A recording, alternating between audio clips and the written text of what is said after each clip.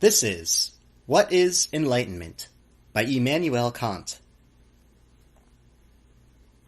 Enlightenment is man's release from his self-incurred tutelage. Tutelage is man's inability to make use of his understanding without direction from another. This tutelage is self-incurred when its cause lies not in lack of reason, but in lack of resolution and courage to use it without direction from another. Sapere aude. Have courage to use your own reason. That is the motto of enlightenment.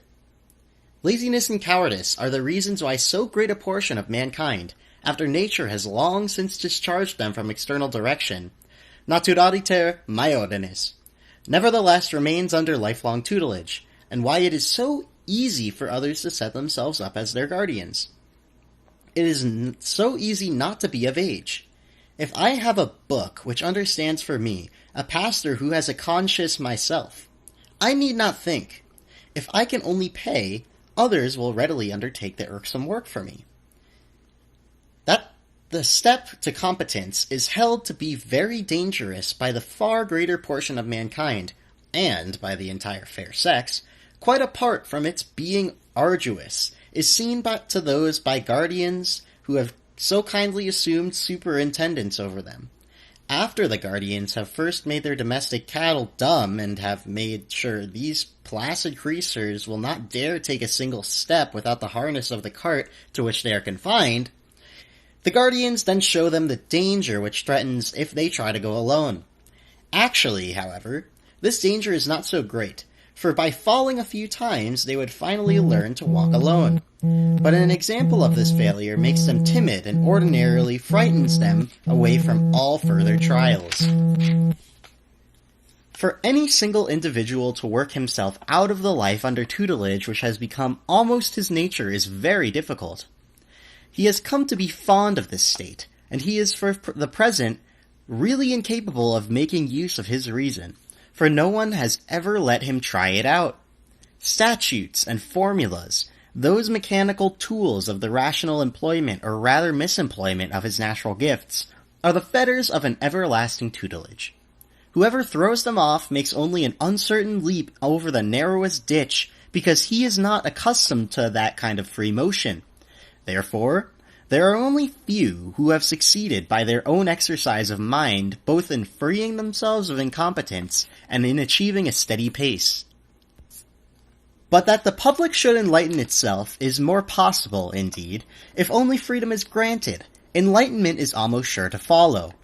For there will always be some independent thinkers, even among the established guardians of the great masses who, after throwing off the yoke of tutelage from their own shoulders, will disseminate the spirit of the rational appreciation of both their own worth and every man's vocation for thinking for himself. But be it noted that the public, which has first been brought under this yoke by their guardians, forces the guardians themselves to remain bound when it is incited to do so by some of the guardians who are themselves capable of some enlightenment.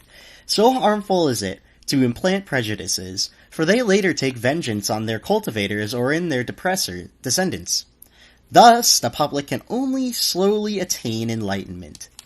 Perhaps a fall of personal despotism, or of avaricious or tyrannical oppression may be accomplished by revolution, but never a true reform in ways of thinking. Rather, new prejudices will serve as well as old ones to harness the great unthinking masses. For this enlightenment, however, nothing is required but freedom, and indeed the most harmless among all the things to which this term can properly be applied. It is the freedom to make public use of one's reason at every point. But I hear on all sides, "Do not argue," the officer says. "Do not argue, but drill," the tax collector. "Do not argue, but pay," the cleric. "Do not argue, but believe." Only one prince in the world says, "Argue as much as you will, and about what you will, but obey." Everywhere there is restriction on freedom. Which restriction is an obstacle to enlightenment, and which is not an obstacle but a promoter of it? I answer, the public's use of one's reason must always be free, and it alone can bring about enlightenment among men. The private use of reason, on the other hand, may often be very narrowly restricted without particularly hindering the progress of enlightenment. By the public use of one's reason, I understand the use which a person makes of it as a scholar before the reading public. Private use I call that which one may make of it in a particular civil post or office which is entrusted to him. Many affairs which are conducted in the interest of the community require a certain mechanism through which some members of the community must passively conduct themselves with an artificial unanimity, so that the government may direct them to the public ends, or at least prevent them from destroying those ends. Here argument is certainly not allowed. One must obey. But so far as a part of the mechanism regards himself at the same time as a member of the whole community or of a society of world citizens, and thus in the role of a scholar who addresses the public, in the proper sense of the word, through his writings, he certainly can argue without hurting the affairs for which he is in part responsible as a passive member. Thus it would be ruinous for an officer in service to debate about the sustainability or utility of a command given to him by his superior. He must obey. But the right to make remarks on errors in the military service and to lay them before the public for judgment cannot equitably be refused him as a scholar. The citizen cannot refuse to pay the taxes imposed on him. Indeed, an impudent complaint at those levied on him can be punished as a scandal, as it could occasion general refractoriness. But the same person nevertheless does not act contrary to his duty as a citizen when, as a scholar, he publicly expresses his thoughts on the inappropriateness or even the injustice of these levies. Similarly, a clergyman is obligated to make his sermon to his pupils in catechism, and his congregation conform to the symbol of the church which he serves, for he has been accepted on this condition. But as a scholar, he has complete freedom, even the calling, to communicate to the public all his carefully tested and well-meaning thoughts on that which is erroneous in the symbol and to make suggestions for the better organization of the religious body and church. In doing this, there is nothing that could be laid as a burden on his conscience. For what he teaches as a consequence of his office and as a representative of the church, this he considers something about which he has no freedom to teach according to his own lights. It is something which he is appointed to propound at the dictation of and in the name of another. He will say, "Our church teaches this or that. Those are the proofs which it adduces."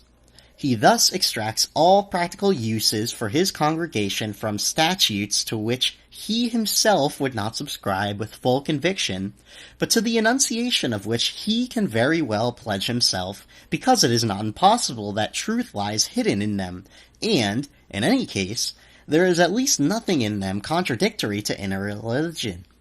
For if he believed he had found such in them, he could not conscientiously discharge the duties of his office. He would have to give it up. The use, therefore, which an important teacher makes of his reason before his congregation is merely private, because this congregation is only a domestic one, even if it be a large gathering. With respect to it, as a priest, he is not free, nor can he be free, because he carries out the orders of another. But as a scholar, those writings which speak to his public, the world, the clergyman in the public use of his reason enjoys an unlimited freedom to use his own reason and to speak in his own person. That the guardians of the people, in spiritual things, should themselves be incompetent is an absurdity which amounts to the eternalization of absurdities.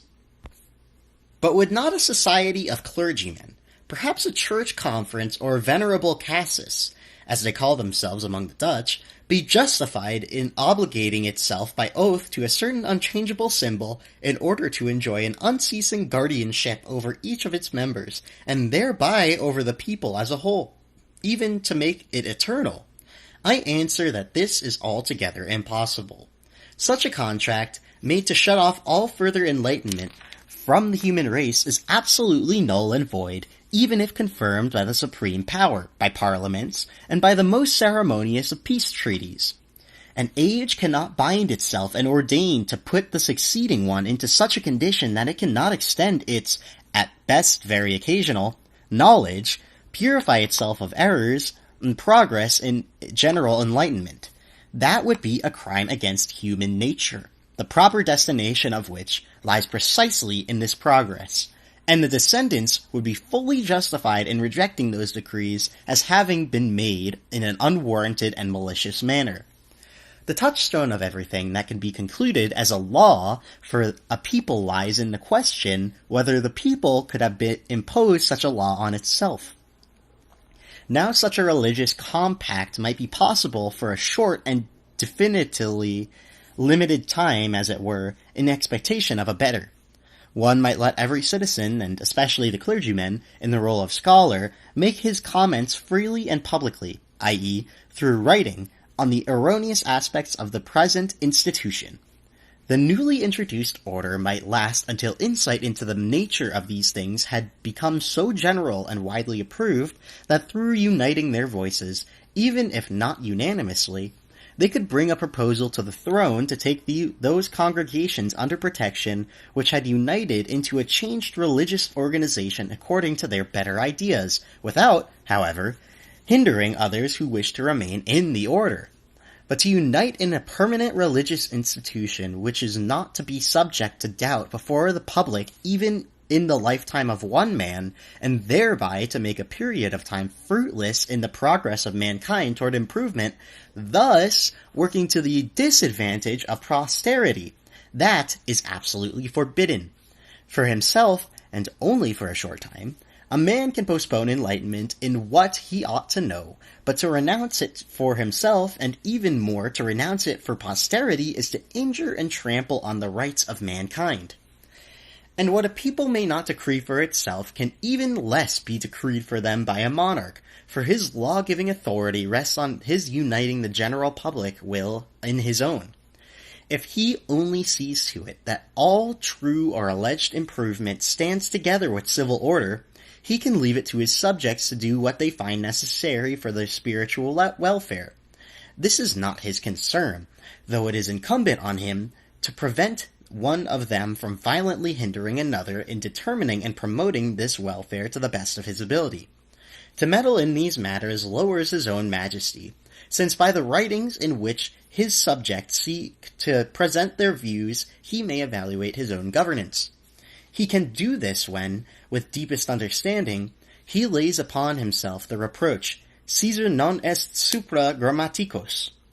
Far more does he injure his own majesty when he degrades his supreme power by supporting the elastical despotism of some tyrants in his state over his other subjects. If we ask, do we now live in an enlightened age? The answer is no. But we do live in an age of enlightenment. As things now stand, much is lacking which prevents men from being, or easily becoming, capable of correctly using their own reason in religious matters with assurance and free from outside direction. But on the other hand, we have clear indications that the field has now been opened wherein man may freely deal with these things, and that the obstacles to general enlightenment or the release of from self-imposed tutelage are gradually being reduced. In this respect, this is the age of enlightenment, or the century of Frederick.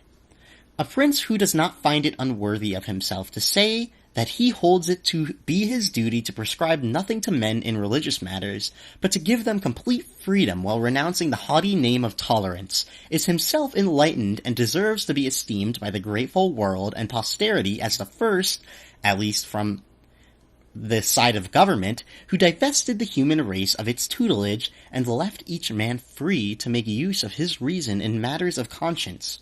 Under him, venerable ecclesiastics are allowed, in the role of scholars, and without infringing on their official duties, freely to submit for public testing their judgments and views which here and there diverge from the established symbol. And an even greater freedom is enjoyed by those who are restricted by no official duties. This spirit of freedom spreads beyond this land, even to those in which it must struggle with eternal obstacles erected by a government which misunderstands its own interests. From an example gives evidence to such a government that in freedom there is not the least cause for concern about public peace and the stability of the community. Men work themselves gradually out of barbarity if only intentional artifices are not made to hold them in it. I have placed the main point of enlightenment, the escape of men from their self-incurred tutelage, chiefly in matters of religion, because our rulers have no interest in playing the guardian with respect to the arts and sciences, and also because religious incompetence is not only the most harmful, but also the most degrading of all. But the manner of thinking of the head of state who favors religious enlightenment goes further, and he sees that there is no danger to his law-giving in allowing his subjects to make public use of their reason and to publish their thoughts on a better formulation of his legislation, and even their open-minded criticisms of the laws already made. Of this we have a shining example wherein no monarch is superior to him whom we honor. But only one who is himself enlightened is not afraid of shadows, and has a numerous and well-disciplined army to assure public peace can say, "Argue as much as you will, and about what you will, only obey." A republic could not dare say such a thing. Here is shown a strange and unexpected trend in human affairs, in which almost everything, looked at in the large, is paradoxical. A greater degree of civil freedom appears advantageous to the freedom of mind of the people, and yet it places inescapable limitations upon it. A lower degree of civil freedom, on the contrary, provides the mind with room for each man to extend himself to his full capacity. As nature has uncovered from under this hard shell the seed for which she most tenderly cares, the propensity and vocation to free thinking, this gradually works back upon the character of the people, who thereby gradually become capable of managing freedom. Finally, it affects the principles of government, which finds it to its advantage to treat men who are now more than machines in accordance with their dignity.